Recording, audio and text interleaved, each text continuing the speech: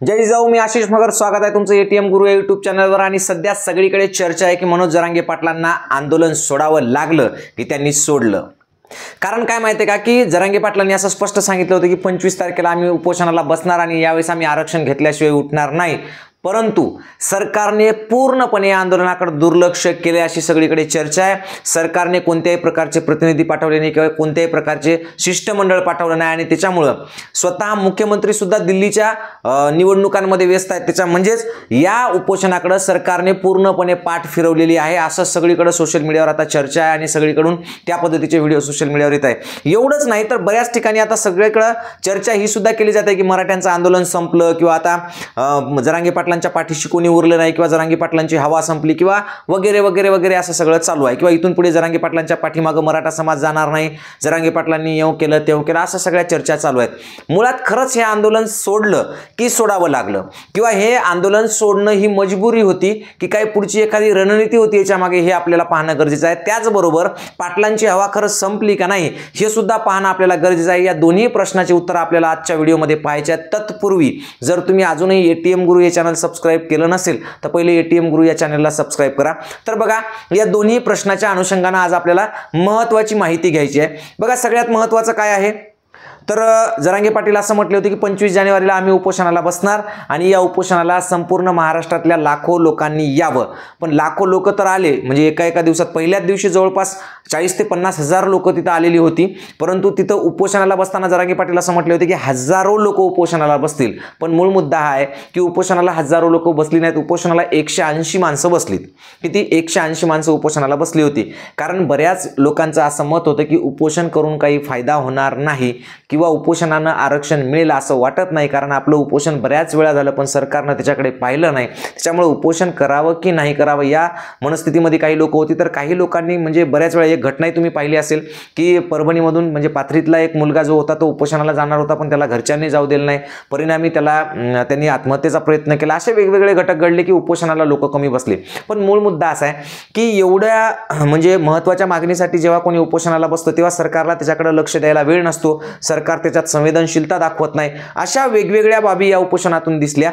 म्हणजेच मुळात ज्या पद्धतीनं लोक तिथं असायला पाहिजे ते लोक तिथं दिसले नाही.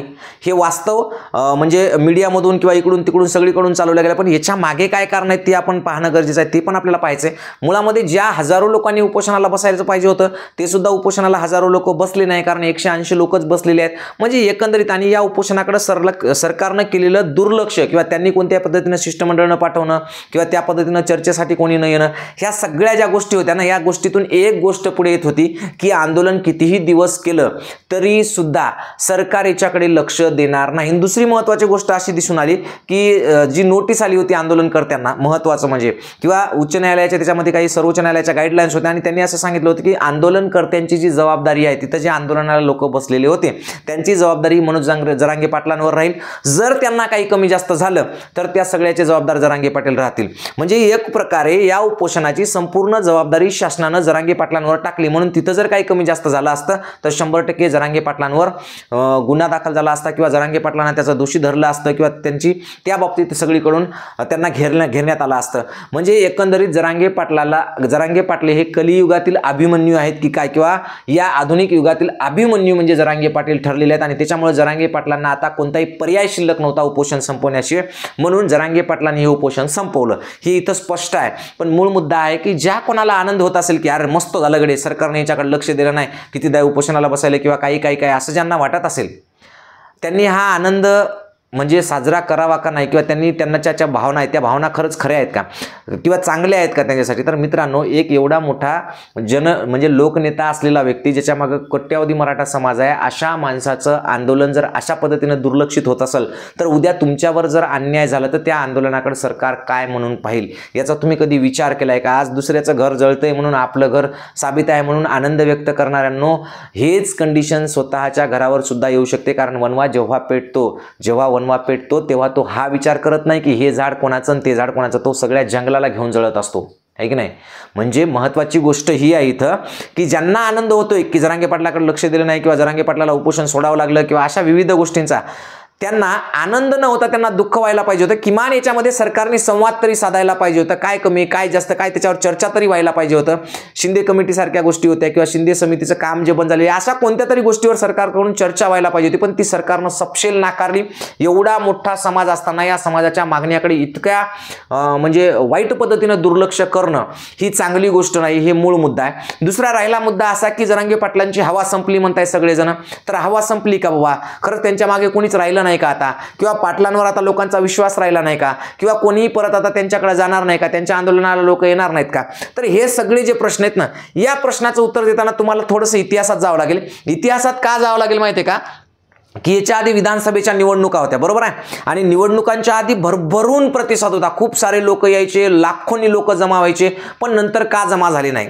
याच्यात एक महत्त्वाची गोष्ट सांगतो तुम्हाला की याच्यामध्ये लोकांनी काय सांगितलं किंवा जरांगे पाटील म्हणले होते की जर शक्य झालं तर आपण माणसं उभे करणार आहेत. मग माणसं उभे करणार म्हणजे जरांगे पाटील राजकारणात जाणार हे फिक्स म्हणजे तेव्हा झालेलं होतं. त्याच्यामुळे जे लोक इच्छुक उमेदवार होते तालुक्यापर्यंत जे 4-5 काहीतरी 10, 15, 20, 40 लोक इच्छुक होते, आपण याद्या पाहिल्या असतील. तर हे इच्छुक लोक काय करायचे? त्यांच्या गटातले, त्यांच्या जिल्हा परिषद गटातले किंवा जिल्हा पंचायत समिती गणातले लोक जे होते त्यांच्यात पुढाकार घ्यायचे, लोकांकडून पट्ट्या जमा करायचे, गावोगाव पैसे जमा करायचे, मग गाड्या लावायच्या, गाड्यांमध्ये लोकांना घेऊन जायचं, त्यांना चहा पाणी किंवा येताना जाताना. या लोकांना असं वाटायचं की दोन्ही याच्यातून उद्देश साजरे होतात. एक तर सामाजिक उद्देश पण साजरा होतो की आपण मराठा समाजाच्या आरक्षणाच्या लढ्यात आहोत, आणि दुसरी महत्त्वाची गोष्ट की आपण तितक्या लोकांपर्यंत पोहोचत आहोत. उद्या जर जरांगे पाटलांनी उमेदवार दिले तर मग आपल्याला त्याच्यामध्ये उभं राहता येईल. काही गोरगरीब लोक स्वतःहून सुद्धा शक्य असेल तेव्हा पैसे जमा करायचे आणि स्वतःच गाड्या घेऊन निघायचे. पण सध्या कंडिशन अशी आली मित्रांनो की आपण जेव्हा निवडणुका लढवायचं नाही म्हटलं तेव्हा हे 40, 50 जे तालुक्यावरचे कार्यकर्ते होते हे निघून गेले. राहिला प्रश्न गावातून निघायचा. तर गावातून अशा पद्धतीने पुढाकार घेणारे म्हणजे जे पंचायत समिती किंवा जिल्हा परिषदेला उभे राहणारे जे काही इच्छुक होते त्यांना वाटलं होतं की भविष्यात जरांगे पाटील राजकारणात जातील, मग आपण आमदारकीत नाही पण पंचायत समिती लढू किंवा जिल्हा परिषद लढू. तर असे कार्यकर्ते सुद्धा या निवडणुकीनंतर वेगवेगळ्या पक्षासोबत पुन्हा एकदा जॉईन झाले.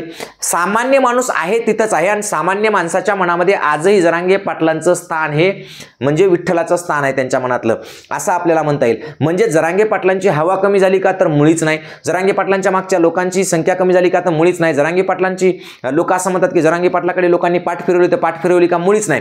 अशी कोणतीही घटना घडलेली नाही. फक्त एकच गोष्ट घडली की लोकांकडे म्हणजे जायला जी साधनं उपलब्ध होती किंवा जे काही लोक सगळे कार्यकर्ते एकत्र येऊन हे सगळं करत होते, सगळं मॅनेज करत होते, गाड्या लावत होते, ती यंत्रणा जी होती, ती लोक मात्र आता आपापल्या राजकारणाच्या याच्यामध्ये गुंतलेली आहेत. आणि त्याच्यामुळं जरी लोक तिथं कमी दिसले असतील तरी कंटिन्यू लोकांचं येणं जाणं चालू होतं. दिवसभरात 20, 25 हजार लोक येऊन जात होते.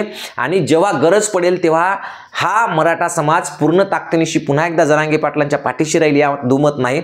असे आले किती गेले किती ह्या सगळ्या गोष्टी होत राहतात. परंतु याच्यातून जरांगे पाटलांची हवा संपली म्हणणं किंवा त्यांना त्या पद्धतीनं बदनाम करणं किंवा जरांगे पाटलाच्या पाठीशी कोणी नाही म्हणणं, याला लवकरात लवकर मराठा समाज ताकदीनं उत्तर देईल. ही आपला शब्द आहे आणि तो शब्द तुम्ही लिहून ठेवा. बघा, जेव्हा तुम्ही समाजावर शंका घेता ना तेव्हा हा समाज ताकदीनं उभा राहिलेला आहे. मग तो कोणताही अन्याय असो, त्या अन्यायाच्या पाठीमागं हा समाज ताकदीनं उभा राहतो. मग तो जातीतला असो का परजातीतला असलो, अन्यायाच्या पाठीमागं उभं राहणं हे मराठ्यांच्या रक्तात आहे आणि मराठ्यांवर अन्याय होत आहे. म्हणून हा मराठा समाज पुन्हा एकदा ताकदीनं उभं राहील जरांगे पाटलांच्या पाठीशी. सगळ्यात मूळ मुद्दा म्हणजे जरी समजा जरांगे पाटलाचे असं वाटत असेल कोणाला की जरांगे पाटलाची हवा संपली, आता त्यांच्या मागं कोणी नाही किंवा त्यांना कोणी आता म्हणजे भावनिक होणार नाही, त्यांच्याकडे जाणार नाही, तर मित्रांनो तुम्हाला एक साधी गोष्ट सांगतो, जरांगे पाटलांची हवा संपली नाही संपली, जरांगे पाटलांना काही फरक पडणार नाही. इथं माती होणार आहे समाजाची. कारण पुन्हा या समाजाला असा नेतृत्व, असं नेता मिळणार नाही. म्हणजे जरांगे पाटलांची हवा संपली, कोणी नाहीच गेलं जरांगे पाटला करता. जरांगे पाटलांचं काय नुकसान झालं? त्यांचे काय 5-50 कोटीचे काही धंदे आहेत का? त्यांना काय आमदारकी लढवायची का खासदारकी लढवायची किंवा त्यांना काय या सगळ्या लोकांचा पाठिंबा आहे म्हणून लोकांसोबत डील करून काय करोडो रुपये खायचे असं काही त्यांना करायचं नाही. तुम्ही त्यांच्या पाठीशी राहिले तरी चांगलं, नाही राहिले तरी त्यांना काही फरक पडणार आहे. फरक पडणार आहे इथल्या समाजाच्या अन्यायाला, फरक पडणार आहे इथल्या समाजाच्या मागणीला, फरक पडणार आहे इथल्या समाजाच्या लेकराबाळांच्या भविष्याला. आणि त्याच्यामुळे जरांगे पाटलांच्या पाठीशी हा समाज पूर्णपणे ताकदीनं उभा आहे, उभा राहणार आणि भविष्यात सुद्धा जरांगे पाटलांची ताकद दाखवून देणार. हे सगळ्यात महत्त्वाचं आहे. आता मूळ मुद्दा आणखी एक आहे आपल्याकडं की या कालावधीमध्ये आता सध्या पोलीस भरती निघालेली आहे, वेगवेगळ्या भरत्या निघालेल्या आहेत. सरकारनं मोठमोठ्या 10,000, 12,000, 15,000च्या ॲड्स काढायला सुरुवात केलेली आहे. तर या सगळ्यांसाठी एक महत्त्वाचा विषय आहे आपल्याकडं. तर तो विषय काय आहे? तर विषय आहे की विठ्ठल कांगणे सर आणि मी स्वतः म्हणजे मगर सर हे की नाही, तर कांगणे सर आणि मी आम्ही दोघांनी एकत्रितरित्या एक बॅच सुरू केलेली आहे पोलीस भरती 2025ची. सरळ सेवेची पण एक बॅच आहे, पोलीस भरतीची पण एक बॅच आहे. तर या संपूर्ण बॅचला ऑनलाईन बॅच आहे, रोज 3 तास लाईव्ह असेल, कालावधी 6 महिने असेल आणि त्याची सुरुवात 14 फेब्रुवारीपासून आहे. तर ही बॅच सुरुवातीला फ्री म्हणजे 14 ते 18 असे जवळपास 14 ते 18 असं 5 दिवस हे एकदम फ्री आहे, डेमो क्लास आहे, फ्री आहे. त्याच्यानंतर फक्त 100 रुपयामध्ये 19 फेब्रुवारीला शिवाजी महाराजांच्या जयंतीनिमित्त फक्त 100 रुपयामध्ये 6 महिन्याची बॅच, ज्याच्यामध्ये तुमची संपूर्ण तयारी करून घेतल्या जाईल, तेही ऑनलाईन रोज 3 तास शिकून आहे की नाही. तर या ज्याला कोणाला वाटत असेल की आपण पोलीस भरतीसाठी प्रयत्न करतोय आणि आपल्याला इथं शिकायचं बाबा, कारण महाराष्ट्रामध्ये कांगणे सर टॉपर आहेत मराठी व्याकरणामध्ये, तर आपलं सांगायची गरज नाही, तुम्हाला माहिती आहे आपण कसं शिकवतो. तर मराठी म्हणजे 2 आणि विशेष म्हणजे कांगणे सर माझे विद्यार्थी आहेत. आम्ही दोघं गुरु शिष्याची जोडी एकत्रित येऊन ही पोलीस भरती 2025ची बॅच अगदी म्हणजे फक्त आणि फक्त सामाजिक कार्य म्हणून शिकवणार आहे. आणि त्याच्यामुळे जर कोणाला या बॅचमध्ये प्रवेश घ्यायचा असेल तर VK क्लास ॲप जॉईन करा. VK क्लास ॲप काय करा, जॉईन करा. आत्ताच प्ले स्टोअरवर जा आणि VK क्लास ॲप घ्या आणि जास्तीत जास्त लोकांनी आत्तापासून जॉईन व्हा. लगेच 14 फेब्रुवारीला ही नवीन बॅच सुरू होते. दुसरं महत्त्वाची गोष्ट म्हणजे 15 फेब्रुवारीपासून नवोदय 2026 साठीची बॅच आपण चालू करतो. ही सुद्धा लाईव्ह असेल. याच्यात मी नवोदयचा संपूर्ण सिलेबस शिकवतो. यावर्षी ज्या मुलांनी आपल्याकडे बॅच लावली होती त्या मुलांना 80 पैकी 79, 78, 77 भरपूर प्रमाणात मार्क पडलेले आहेत, चांगले चांगले. आणि ही सुद्धा फ्री बॅच आहे. तर ज्यांना कोणाला नवोदयची बॅच लावायची असेल त्यांनी ATM गुरु एज्युकेशन हे ॲप डाउनलोड करून घ्या प्ले स्टोअरवरून. लक्षात ठेवा बरं का, ATM गुरु एज्युकेशन. आणि तुमची मुलं 3रीला 4थीला किंवा आता 5वीला असतील तर त्या सगळ्या मुलांना ही बॅच लावून द्या. सगळ्यांची नवोदय आणि स्कॉलरशिपची खूप छान तयारी होईल तुमची. एवढं बोलतो थांबतो. जय जिजाऊ, जय शिवराय.